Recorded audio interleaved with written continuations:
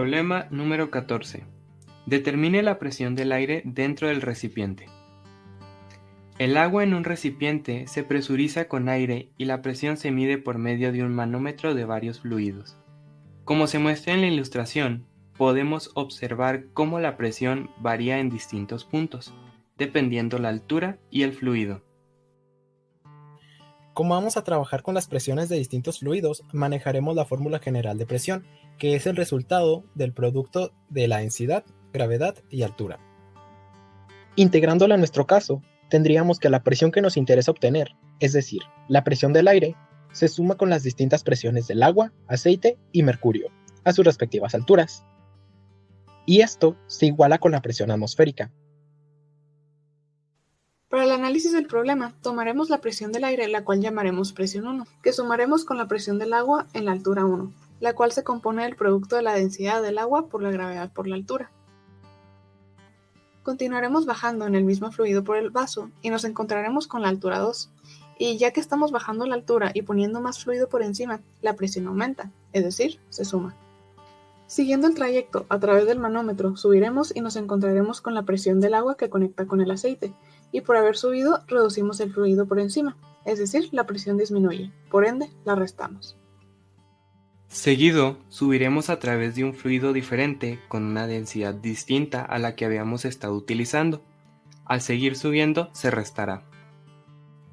Como vimos en clases anteriores, la presión en este punto es igual a la de este punto, y no la tomaremos en cuenta. Siguiendo hacia abajo, nos encontraremos con la altura número 1, cuya presión se va a sumar por haber aumentado el fluido por encima.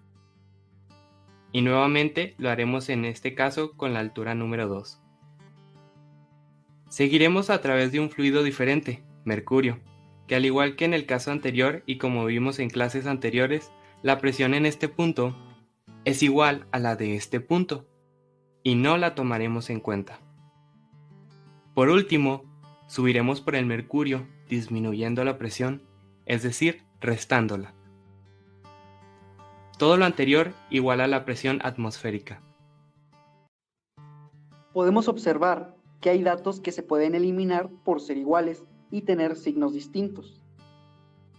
Y nos quedará esta nueva ecuación. Como la variable que nos interesa conocer es la presión 1, es decir, la presión del aire, la despejaremos de la ecuación. Si observamos la ecuación a fondo, nos daremos cuenta que hay un valor que se repite y por ello lo factorizaremos del resto. Posteriormente, sustituiremos las variables por los valores que nos proporciona el problema, altura, gravedad y densidad respectivamente, a excepción de la presión atmosférica que nos la presentan en kilopascales, y la unidad que manejamos nos requiere la medida en pascales simples. Y ya solo nos queda resolverla. Como podemos darnos cuenta, el resultado que nos arroja la presión es igual a 129.646.9 pascales. Si convertimos esta cifra en kilopascales, lo único que tendríamos que hacer es recorrer el punto 3 lugares, dándonos con ello 129.64 kilopascales, estando dentro del margen que nos permite el profe de más o menos 3% de error. Y con esto concluimos el problema.